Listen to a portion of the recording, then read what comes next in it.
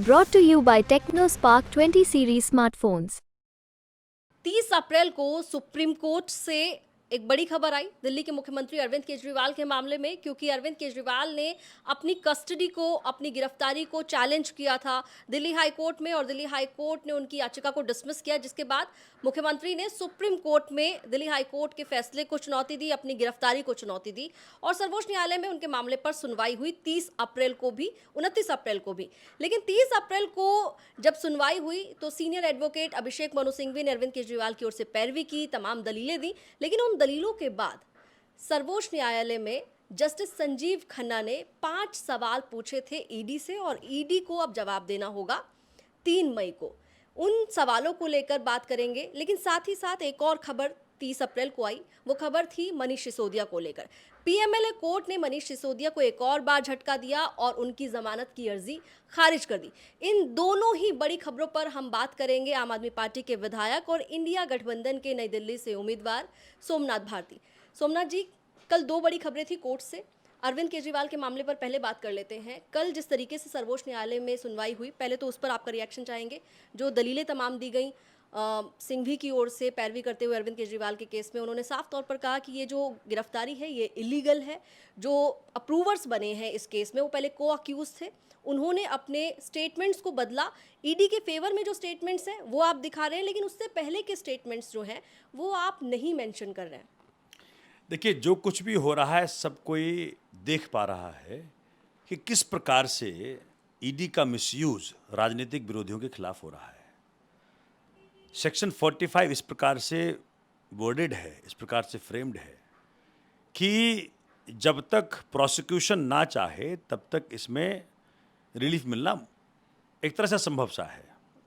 आप देखें कि पिन पॉइंटेड सवाल पूछा है कि चुनाव के दौरान ये गिरफ्तारी क्यों। इस सवाल का जवाब जानने के लिए पूरा देश बेचैन हो रहा है, सबको 3 मई का इंतजार है। यही सवाल हम पूछ रहे हैं सबसे पहले।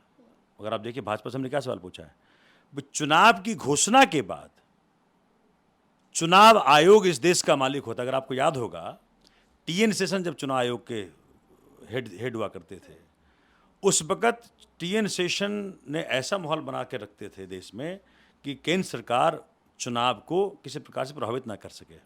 आज क्या हो रहा है, 3 सदस्यीय कमेटी का जो गठन है वो क्या है, 3 सदस्य में 2 तो एक तो मोदी जी खुद है और एक मोदी जी का आदमी है, तो नेचुरल सी बात है पूरा का पूरा चुनाव आयोग मोदी आयोग है।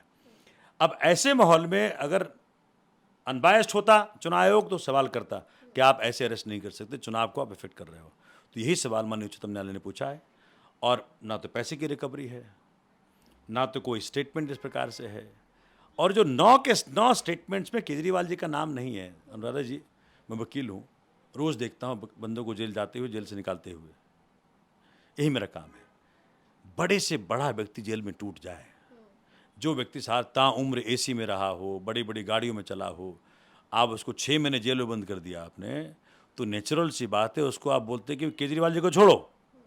अगर आप उसको तो मोदी जी का नाम लेगा तब तेरे को छोड़ूंगा, वो मोदी जी का नाम ले लेता। इसलिए सबको पता है कि 9 स्टेटमेंट्स, अच्छा सेक्शन 50 में कोई भी स्टेटमेंट जो आप दे रहे हो उसका सत्यता आपको सुनिश्चित करना है। या तो पहले स्टेटमेंट सत्य हैं, या बात का जो आपने अरविंद जी का नाम लिया है जब आपकी उनसे डीलिंग हो गई, या वो सत्य है। तो एक तो झूठ है, उसके ऊपर पूरी कार्रवाई होनी चाहिए। लेकिन नहीं, 9 स्टेटमेंट्स में जो केजरीवाल जी का नाम नहीं लिया उस पर कोई कार्रवाई नहीं करेंगे, ना उसको कोर्ट को देंगे। ये तो यही सवाल कल उच्चतम न्यायालय में बोला गया, और मुझे लगता है कि उच्चतम न्यायालय ने संज्ञान ले लिया है, और इसका कुछ पॉजिटिव, बहुत पॉजिटिव आउटपुट आने वाला है 3 मई को। और दूसरा देखें, संजय सिंह वाले मसले में देख लें। संजय सिंह के मसले में बाकायदा उच्चतम न्यायालय ने पूछा, भाई पैसा कोई मिला नहीं मिला, मनी ट्रेल मिला नहीं मिला, क्या फिर भी तुम बेल का विरोध करोगे? सब चुप। बोला थोड़ा सा वक्त दे दे माए बाप, आता हूँ, आकाओं से पूछ कर आता हूँ। पोस्ट लंच आकाओं से पूछ के आए, बोले आकाओं ने कहा है कि बेल का विरोध मत करना, नहीं तो आज केस की ऐसी बखियाँ उधेड़ेगा हमारे जो माननीय जज साहब हैं। देखो, मुझे लगा, ऐसा लगा कि भगवान श्री राम बोल रहे हैं उनके जरिए। उस दिन तो मैं कोर्ट में देख कर सन्न रह गया कि कहा कि भाई अगर आज तुम बेल का विरोध करोगे तो हम पूरे केस को ढंग से सुनेंगे फिर, और हो सकता है कि आपको फिर बहुत शर्मिंदगी झेलनी पड़े। तुरंत मान लिया कि हम बेल का विरोध नहीं करेंगे। और मैं आपको ऑन रिकॉर्ड पूरे दायित्व के साथ बता रहा हूँ, एक भी धेले का फर्क नहीं है संजय सिंह के केस में, मनीष सिसोदिया जी के केस में या अरविंद जी के केस में। सब बराबर है, एक ही तरह से सारे केसेज हैं। एक कोई एक्यूज्ड को आप अप्रूवर बना लीजिए, उसको लालच दीजिए कि भाई तुमको हम छोड़ देंगे, केस से जेल से निकल जाओगे, केजरीवाल जी का नाम ले लो। तीनों केसेस में यही है। पहले के स्टेटमेंट्स में 6 स्टेटमेंट्स में 9 स्टेटमेंट्स में किसी का नाम नहीं है, फिर आप उसका नाम लेते हैं। सरचंद रेड्डी में तो आपने पैसे भी लिए, 60 करोड़ रुपया आपके अकाउंट में गया। तो असली घोटाला तो आपने किया है कि प्राइम एक्यूज्ड मुख्य आरोपी से आपने 60 करोड़ लेके डील की कि 60 करोड़ भी दे और केजरीवाल जी का नाम भी ले, तब तुमको छोड़ूंगा। एक जो उनका व्यक्ति है, एक और जो जिसको विटनेस बनाया कोई एक्यूज था, उसको वो एमपी का चुनाव लड़वा रहे हैं।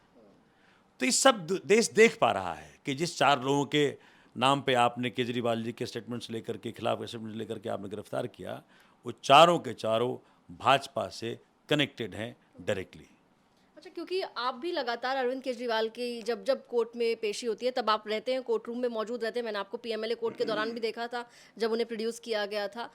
अरविंद केजरीवाल ने पीएमएलए कोर्ट में हियरिंग के दौरान एक वक्त ऐसा था जब उन्होंने खुद अपना पक्ष रखा था।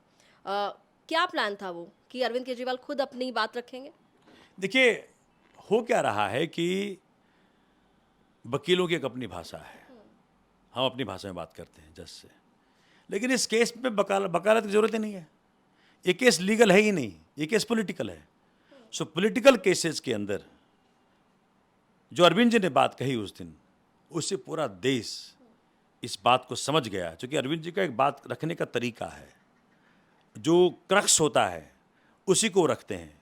बिल्कुल अगर वो वकालत किए होते तो आज के तारीख में सबसे बेहतर वकील होते, बेस्ट वकील होते, जो कि उनको बिल्कुल ऐसा फोकस है उनके लाइफ में, हर चीज़ में निकाल लेते हैं जो सबसे बेस्ट होता है। तो उन्होंने अपनी बात रखी और पूरा देश समझ गया इस केस का माजरा क्या है। केस का माजरा सिर्फ इतना है कि आप एक 3 बार के चुने हुए मुख्यमंत्री को इसलिए जेल में डालते हो चुनाव घोषणा के बाद, क्योंकि आपको उससे डर लगता है, आप चाहते हैं कि वो चुनाव प्रचार ना करे, और सिर्फ यही इसी कारण से आपने उस व्यक्ति को जेल में डाल रखा है। लगता है सुप्रीम कोर्ट से कोई राहत अरविंद केजरीवाल को मिल पाएगी? चुनावों से पहले दिल्ली में अरविंद केजरीवाल प्रचार करते हुए नजर आ जाएंगे? देखिए, हम सिर्फ होपफुल हैं, क्योंकि हमारे पास कोई और रास्ता तो है नहीं। उच्चतम न्यायालय के अलावा कहाँ जाएंगे? भगवान श्री राम के दरबार में तो पहले हाजिरी लगा चुके हैं हम लोग। भगवान बहुत दयालु हैं और बजरंगबली जी का तो खास करके हम लोग पर कृपा है। मुझे लग रहा है कि 3 मई को पॉजिटिव आउटपुट आना चाहिए, और जिस प्रकार से कोर्ट ने सवाल पूछे हैं, उस सवाल का जवाब देते वक्त ईडी के हाथ पांव फूल जाएंगे, भाजपा के हाथ पांव फूल जाएंगे, और बहुत शुभ हो रहा है जो हो रहा है। लेकिन दिल्ली की जनता ऑलरेडी डिसाइडेड है, प्री डिसाइडेड है।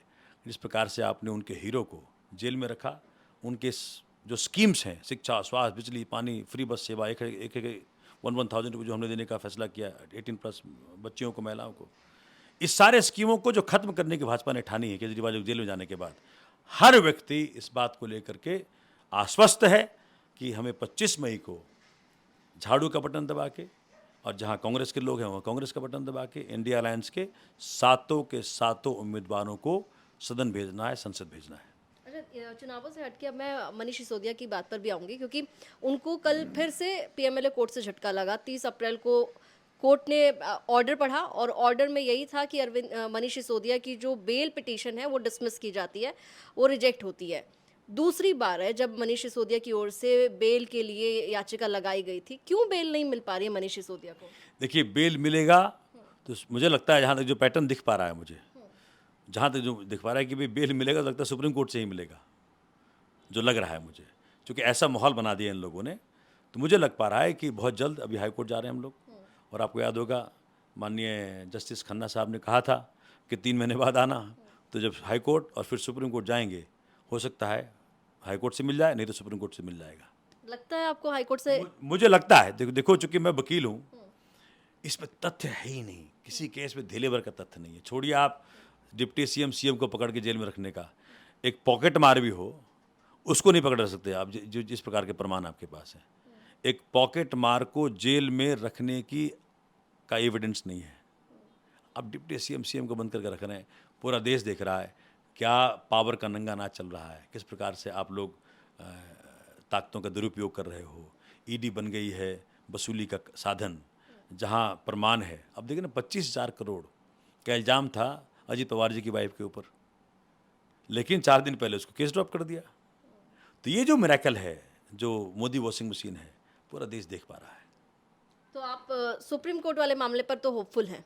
बहुत होपफुल है और बहुत आशावादी हूँ मैं, क्योंकि देखो, सत्य को आप परास्त नहीं कर सकते, पराजित नहीं कर सकते, डिले कर सकते हो। सत्य आज नहीं तो कल तो आएगा।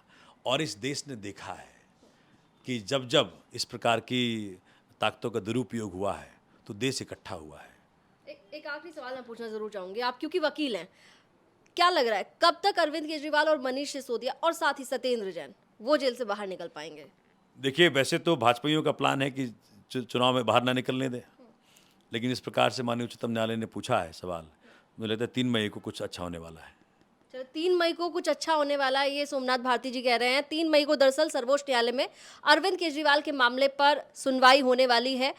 मनीष सिसोदिया के मामले को लेकर अगर बताएं आपको, तो उन्हें फिलहाल पीएमएलए कोर्ट से झटका लगा, लेकिन अब वो पीएमएलए कोर्ट के फैसले को चैलेंज कर रहे हैं हाई कोर्ट में। हाई कोर्ट में क्या होता है वो हम आपको बताएंगे, सर्वोच्च न्यायालय में क्या होता है वो भी आपको बताएंगे। लेकिन सोमनाथ भारती जी कह रहे हैं कि 3 मई को कुछ अच्छा होने वाला है, पॉजिटिव है काफ़ी ज़्यादा अरविंद केजरीवाल की हियरिंग को लेकर। फिलहाल देखेंगे सुप्रीम कोर्ट क्या फैसला देता है। कैमरामैन रंजीत के साथ अनुराधा तंवर, दिल्ली तक के लिए।